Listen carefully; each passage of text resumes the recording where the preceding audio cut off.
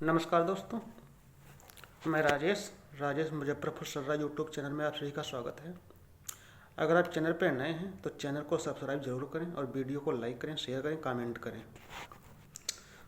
तो आज का टॉपिक है संसार छोड़ने से पहले शुद्धोधन अपने पुत्र के दर्शन को आतुर, यानी से उनके गौतम बुद्ध के पिता। तो स्टार्ट करते हैं कहानी। भगवान बुद्ध की ख्याति दिनों दिन तेजी से फैल रही थी। उनके पिता का राजा शुद्धोधन ने अपने पुत्र के बोधि प्राप्त करने के बाद की ख्याति को सुना। उस समय बुद्ध राजगृह के वेलुवन में ठहरे हुए थे। सारिपुत्र और मोगलयान की दीक्षा के बाद 2 महीनों तक भगवान बुद्ध राजगृह में ही रहे। वर्षावास समाप्त होने जा रहा था। राजा शुद्धोधन को मालूम हुआ कि उनका पुत्र सिद्धार्थ अब बुद्ध के रूप में काफ़ी ख्याति पा रहा है और इस समय राजगृह में भिक्षु संघ के साथ विहार कर रहे हैं। उनका मन पुत्र से मिलने के लिए आतुर हो उठा। माता पिता जल्दी ही पुत्र से मिलना चाहते थे। उनकी यह भी इच्छा थी कि कपिलवस्तु आकर अपने धम्म उपदेशों का लाभ कपिलवस्तु के लोगों को भी दें। पिता शुद्धोधन और उनके संबंधियों को अभी तक बुद्ध के धम्म उपदेशों के अमृत पान का लाभ नहीं मिला था, इसलिए बहुत उत्सुक थे। राजा शुद्धोधन ने अपने एक मंत्री को बुलाकर कहा, मैं अब वृद्ध हो गया हूँ।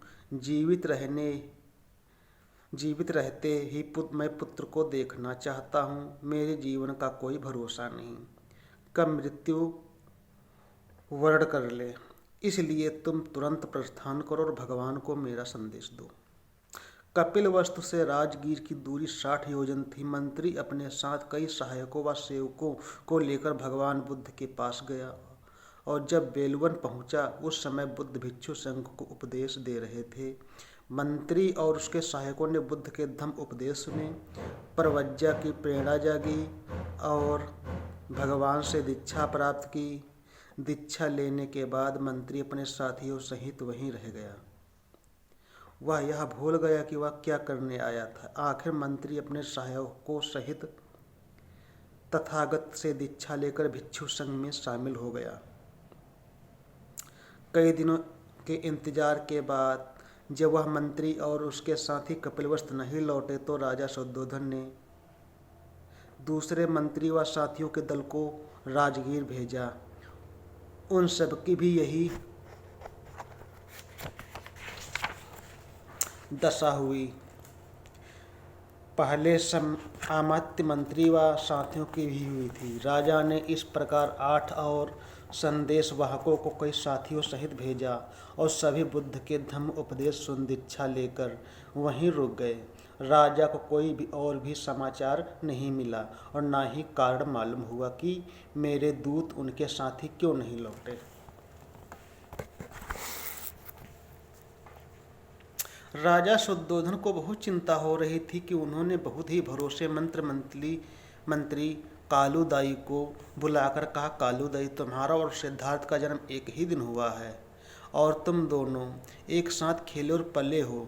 तुम ही मेरे पुत्र को कपिलवस्तु लेकर आ सकते हो। यदि तुम वहाँ जाकर प्रवर्जित भी हो जाओ तो मेरे पुत्र से मुझे जरूर मिलवाना।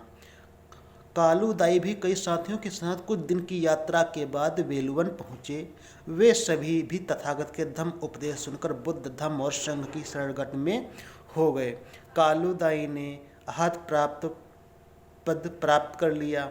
एक दिन अवसर पाकर कालूदाई ने भगवान से विनती की, हे लोक में सदपूजित तथागत, आपके पिता महाराज शुद्धोधन बहुत वृद्ध हो गए हैं, इसलिए यह संसार छोड़ने से पहले वह अपने पुत्र का दर्शन करना चाहते हैं। एक पुत्र को अपने पिता के प्रति यह फर्ज निभाना ही चाहिए। राजा शुद्धोधन की इच्छा को जानकर भगवान बुद्ध ने कपिलवस्तु जाना तय किया। उनके साथ मगध और कपिलवस्तु निवासी 300 भिक्षुओं के साथ बुद्ध ने यात्रा शुरू की।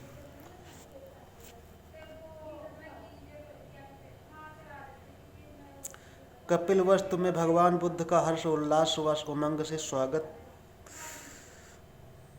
भगवान बुद्ध जगह जगह ठहरे हुए आगे बढ़ रहे थे, लेकिन कालूदाय उनसे आगे चलकर पहले कपिलवस्तु पहुंच गए ताकि राजा शुद्धोधन को यह सूचना दे सके कि भगवान बुद्ध आ रहे हैं। और यह समाचार जल्दी पूरे शाक्य राज्य में फैल गया। हर ओर यही चर्चा का विषय था कि राजकुमार सिद्धार्थ बोधि प्राप्त कर बुद्ध बनने के बाद वापस कपिलवस्तु आ रहे हैं। हर दिन 1 योजन पैदल चलते हुए बुद्ध भिक्षु संघ के साथ 2 महीने में कपिलवस्तु पहुँचे। भगवान के साथ वरिष्ठ प्रमुख भिक्षुओं में सारिपुत्र साथ थे, लेकिन कांडन्य और कश्यप बंधु बाकी शिष्यों के साथ राजगीर के वेलुवन में ही रह रहे थे। तथागत बुद्ध गृह त्याग के 7 वर्ष बाद कपिलवस्तु लौटे। भिक्षु कालूदाई के कहने पर बुद्ध और उनके साथ आए भिक्षुओं के लिए कपिलवस्तु से सटे हुए न्याय ग्रोध बरगद वन में ठहरने की व्यवस्था की गई। न्योग्रोध उद्यान को सजाया संवारा गया।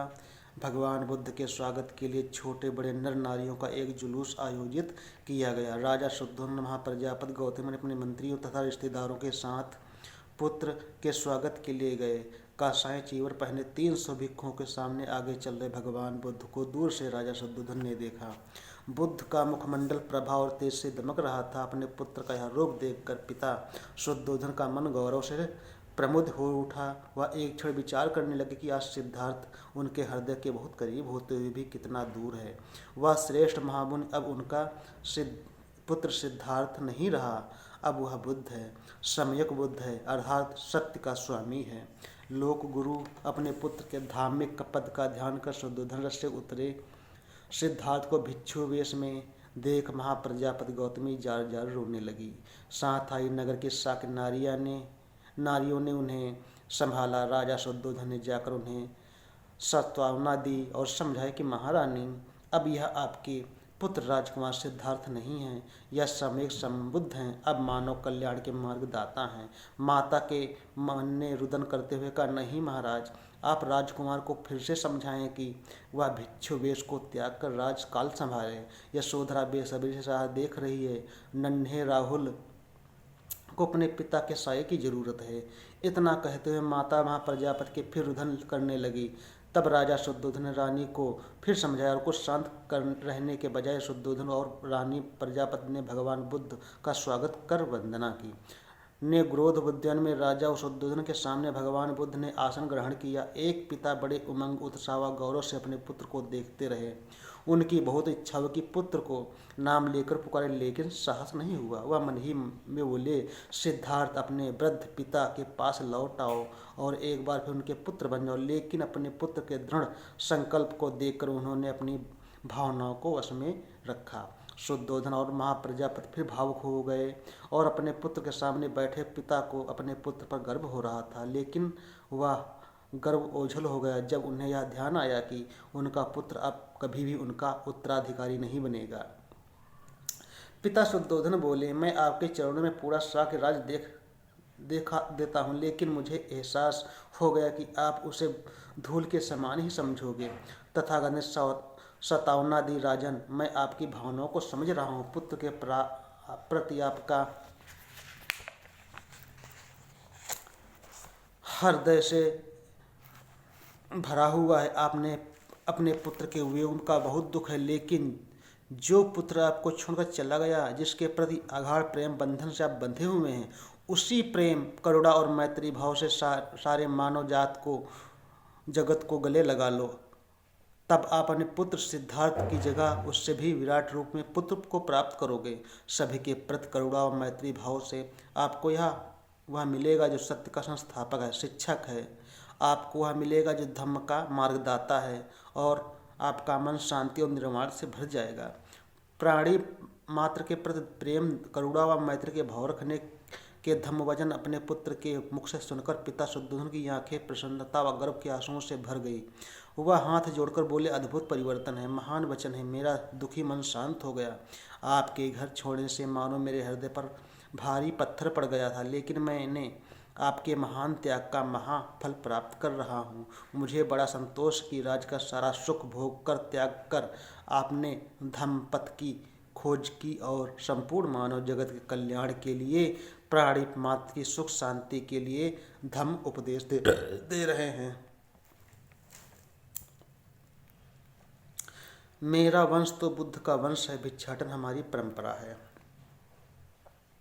माता पिता व पुत्र की भेंट के बाद भगवान बुद्ध भिक्षु संघ सहित न्यू ग्रोथ उद्यान में ही विराजमान रहे, जबकि शुद्धोधन और रानी महाप्रजापति वापस घर लौट आए। अगले दिन तथागत हाथ में भिक्षा पात्र लेकर कपिलवस्तु में भिक्षाटन के लिए निकले। तथागत के पीछे 300 भिक्षुओं को शांति और सौम्यता के चलते हुए हाथों में भिक्षा पात्र थामे भिक्षा मांगने के दृश्य को देखकर नगरवासी बहुत प्रभावित हुए। यह समाचार नगर में तेजी से फैल गया कि जिस नगर में कभी सिद्धार्थ रथ में बैठकर सवारी के लिए निकलते थे, आज उसी नगर में भिक्षा पात्र हाथ में लिए घर घर विचर कर रहे हैं। चीवर का रंग भी लाल चिट्टी के समान है, भिक्षा पात्र भी मिट्टी का है। यह खबर राजमहल पहुंचने में देर नहीं लगी और राजा शुद्धोधन रथ में सवार होकर तुरंत वहां पहुंचे। भगवान बुद्ध धनी और निर्धन का भेद किए बिना भिक्षाटन करते हुए आगे बढ़ रहे थे। शुद्धोधन ने देखा कि बुद्ध एक निर्धन के घर के बाहर भिक्षा पात्र लिए खड़े हैं। उन्होंने यह देख बहुत दुख हुआ और पास जाकर बोले, तथागत आप द्वार द्वार भिक्षा क्यों मांग रहे हैं? मैं आप सभी भिक्षुओं के लिए महल में अच्छे भोज की व्यवस्था करा सकता हूँ। जहाँ आप कभी सज धज कर रथ में सवार होकर निकलते थे, वहाँ घर घर भिक्षा मांग रहे हो। इस प्रकार मुझे अपमानित क्यों कर रहे हो? बुद्ध बोले, राजन, मेरा आपको सम्मानित करने कोई इरादा नहीं है। भिक्षाटन तो हमारी वंश परंपरा है। पिता शुद्धोधन ने कहा, हमारी वंश परंपरा कैसे? हमारे वंश कुल में तो कभी किसी ने भीख नहीं मांगी। बुद्ध ने उत्तर दिया, महाराज, यह सही है कि आपके राज परिवार के किसी सदस्य ने कभी भिक्षाटन नहीं किया। आपका वंश राजाओं का वंश है, लेकिन मेरा वंश तो बुद्धों का वंश है। यह हमारी बुद्धों की है, भिक्षुओं की, और वे हमेशा भिक्षा प्राप्त पर ही निर्भर रहते हैं। शाक्य वंश के राजपुरुषों ने भले ऐसा ना किया हो, लेकिन सभी भिक्षु भिक्षाटन करते हैं। मैंने अपने भिक्षु संघ के साथ यात्रा की है। मैं भिक्षु हूँ और दूसरे भिक्षुओं की तरह मुझे भी भिक्षाटन करना है। भिक्षाटन की आध्यात्मिक साधना है। इससे अहंकार पिघलता है, विनम्रता आती और सभी को समान दृष्टि से देखने में मदद मिलती है। एक भिक्षु अमीर और निर्धन के भेद से ऊपर उठ जाता है। धम्म के मार्ग में सभी समान हैं। जब किसी को कोई खजाना मिलता है तो उससे भी ज़्यादा कीमती रत्न पाकर लाकर पिता को ही भेंट करता है। इसलिए मैं आपको यह धम्म रूपी खजाना अर्पित करता हूँ। आप इस धम्म के पावन पथ पर चलें और आपकी असीम सुख शांति प्राप्त होगी। राजा शुद्धोधन शांत समय से तथागत के वचन सुनते रहे। फिर बोले, पुत्र, मैं आपके अनमोल वचनों का पालन करने की पूरी कोशिश करूँगा। इसके साथ इतना ही। अगले की कहानी अगले पार्ट में। तब तक के लिए नमस्कार।